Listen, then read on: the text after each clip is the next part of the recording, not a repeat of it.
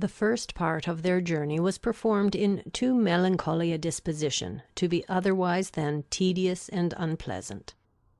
But, as they drew towards the end of it, their interest in the appearance of a country which they were to inhabit overcame their dejection, and a view of Barton Valley as they entered it gave them cheerfulness.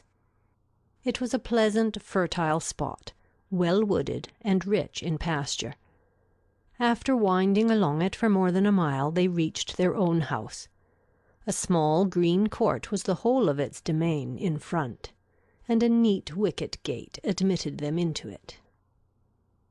As a house, Barton Cottage, though small, was comfortable and compact. But as a cottage it was defective, for the building was regular, the roof was tiled, the window shutters were not painted green, nor were the walls covered with honeysuckles. A narrow passage led directly through the house into the garden behind.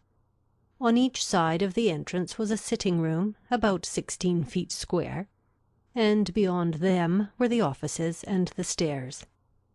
4 bedrooms and 2 garrets formed the rest of the house. It had not been built many years and was in good repair. In comparison of Norland, it was poor and small indeed, but the tears which recollection called forth as they entered the house were soon dried away. They were cheered by the joy of the servants on their arrival, and each, for the sake of the others, resolved to appear happy.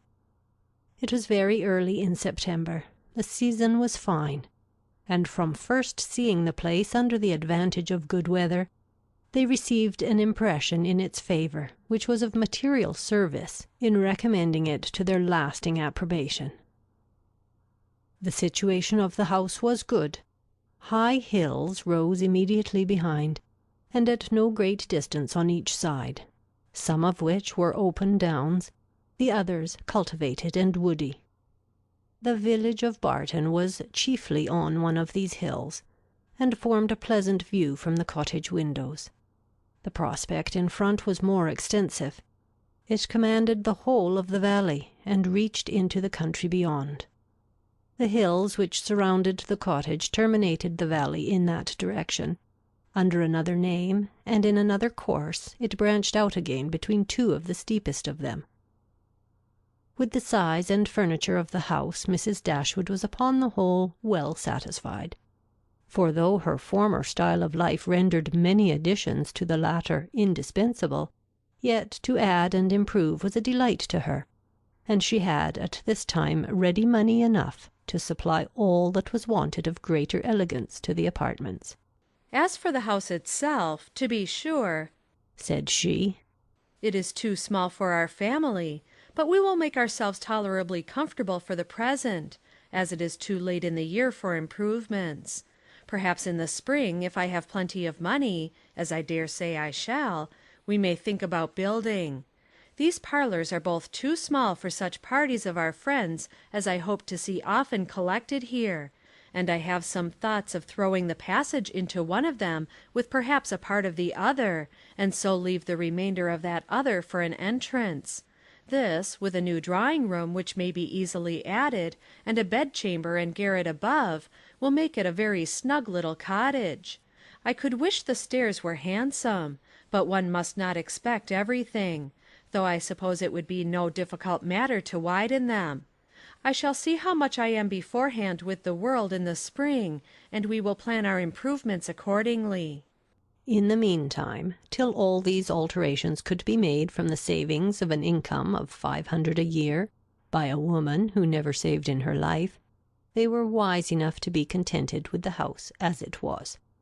And each of them was busy in arranging their particular concerns, and endeavouring, by placing around them books and other possessions, to form themselves a home. Mary Ann's pianoforte was unpacked and properly disposed of, and Eleanor's drawings were fixed to the walls of their sitting-room. In such employments as these they were interrupted soon after breakfast the next day by the entrance of their landlord, who called to welcome them to Barton, and to offer them every accommodation from his own house and garden, in which theirs might at present be deficient.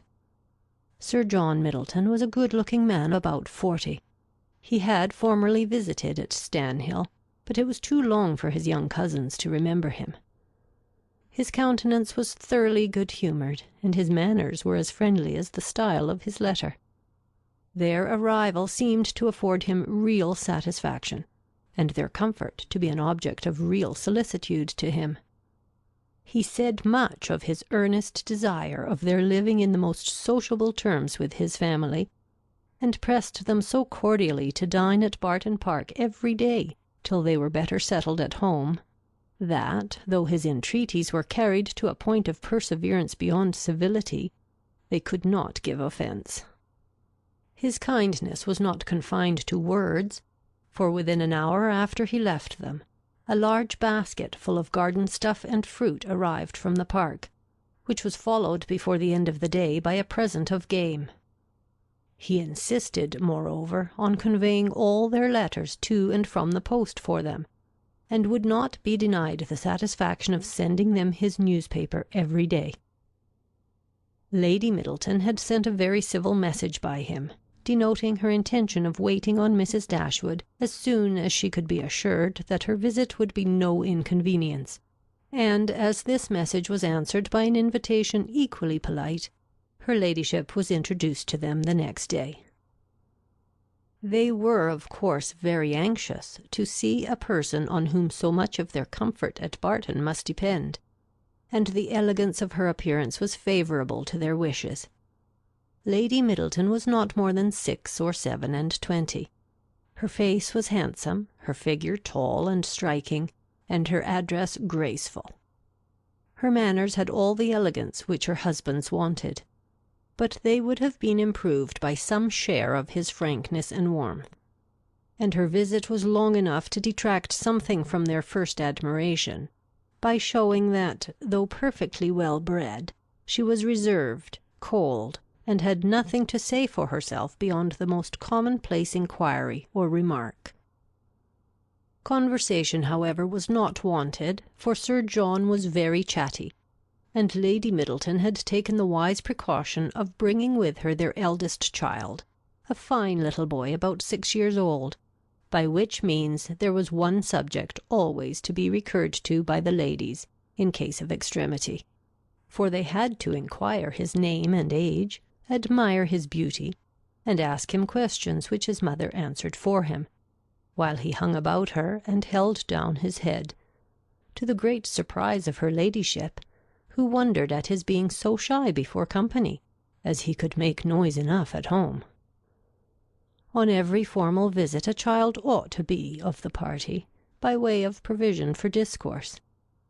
In the present case it took up 10 minutes to determine whether the boy were most like his father or mother, and in what particular he resembled either, for of course everybody differed, and everybody was astonished at the opinion of the others.